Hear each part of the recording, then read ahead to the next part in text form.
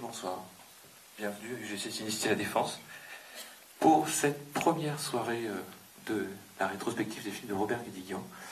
Donc ce soir c'est Marius et Jeannette et nous avons le plaisir de recevoir Robert Guédiguian en personne. Robert. Bonsoir Robert, merci beaucoup. Merci beaucoup d'être venu me rejoindre ce soir pour le lancement de cette rétrospective de vos films. C'est un vrai plaisir de venir. Merci à vous. Et puis, en plus sur Marius et Jeannette, je crois que c'est le plus gros succès de votre filmographie. Oui, c'est pour ça que je pensais que c'était bien d'attaquer sur celui-là. Donc, est-ce que vous pouvez nous dire un petit peu de comment s'est passé voilà, le projet, comment a été monté le film? Vous voulez, oui, tout a commencé parce que un jour, en passant près de l'Alma, pas très loin d'ici, donc à Paris, j'ai vu qu'il y avait un restaurant qui s'appelait Marius et Jeannette, en fait. Et je crois que j'ai vu ça... sur 77, peut-être au début où j'arrivais à Paris, en fait. Et j'ai toujours pensé, je me suis dit, je pensais pas encore faire du cinéma à ce moment-là, mais je me suis dit, tiens, c'est joli, Marius et Jeannette, ça sonne bien, en fait, et ça sonne comme une romance populaire, en fait, ça sonne comme la fête Henriette du Vivier, comme Antoine et Antoinette de Becker, qui a eu la Palme d'Or à Cannes, je veux dire, fait ce type de musique. Et quelques années plus tard, après La vie à la mort, d'ailleurs, qui est un des films qui les choses ont commencé à marcher un peu pour moi, c'était le quatrième film, et je me suis dit que il fallait cesser de montrer en fait le peuple, les couches populaires, en fait, de les montrer toujours de manière affectés, accablés, les montrer toujours dans leur misère, et comme s'ils étaient toujours en train de victimes de la misère, et peut-être d'essayer d'éclairer un peu, en fait, ce monde-là aussi, de faire aussi des petites propositions, de montrer que de la solidarité pouvait exister, en fait, et donc d'essayer de faire quelque chose de plus encourageant, voilà. C'est-à-dire, je me disais que le cinéma ne pouvait pas se contenter de décrire, en fait, de constater un peu l'état, parfois le niveau du chômage, etc., du racisme, de tout ce qu'on veut, qui ne va pas, qui continue à pas aller d'ailleurs, mais qu'il fallait peut-être engager au niveau du cinéma, au niveau d'un récit, d'un petit récit, il fallait engager déjà des esquisses de propositions, des micro-révolutions, des comment sa société, en fait, qui pouvait fonctionner. Et donc on s'est dit, faisons un compte, et je me suis dit, tant qu'à faire, essayons de trouver un nom qui ait une consonance comme ça, d'abord à la fois du Sud et à la fois très populaire. On a repris le titre, donc on a repris le nom du restaurant. Beaucoup de gens après pensaient que le restaurant s'était appelé comme ça parce qu'il y avait eu le film. Et pas du tout, c'est l'inverse qui s'est passé. Et c'est vrai que je disais que cette cour-là, qui est la cour de mon meilleur ami et de mon directeur de production, d'ailleurs, dans laquelle on a tourné, évidemment, n'existe pas. Je disais que on faisait un film pour que la cour existe, c'est-à-dire pour que renaisse comme ça cette convivialité, cette fraternité, et qui fait quand même que les gens tiennent debout, quoi, y compris. Donc il s'agissait de donner, j'allais dire, au peuple la grandeur et la dignité qu'il ignore en lui ou qu'on ne lui montre pas souvent, en tout cas qu'on ne lui renvoie pas souvent. Voilà.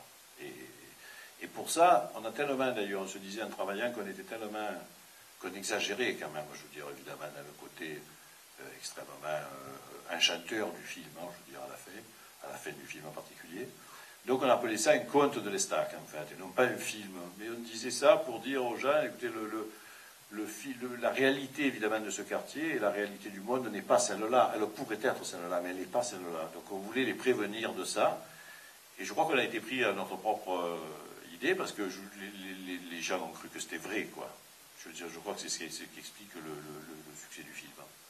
Puisque j'ai même eu ensuite le film d'après, qui était beaucoup plus dur, etc.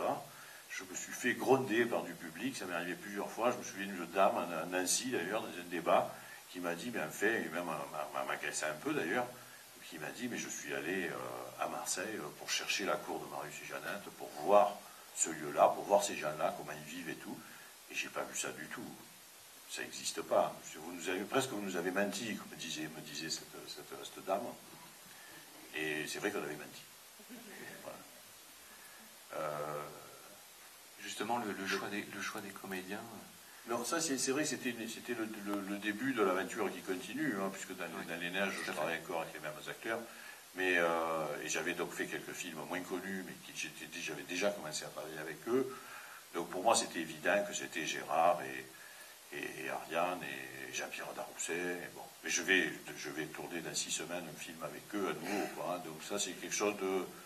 Cette troupe, en fait, qui s'est mise en place comme ça dans les années 80 déjà, et que j'ai continué à entretenir pour beaucoup de raisons, mais il y a des raisons aussi que je ne peux pas expliquer. C'est-à-dire que il y en a une, en tout cas, qui est forte, c'est que j'ai toujours fait des films générationnels, j'allais dire, c'est-à-dire où les personnages les personnages principaux, en tout cas, ont toujours mon âge, en fait.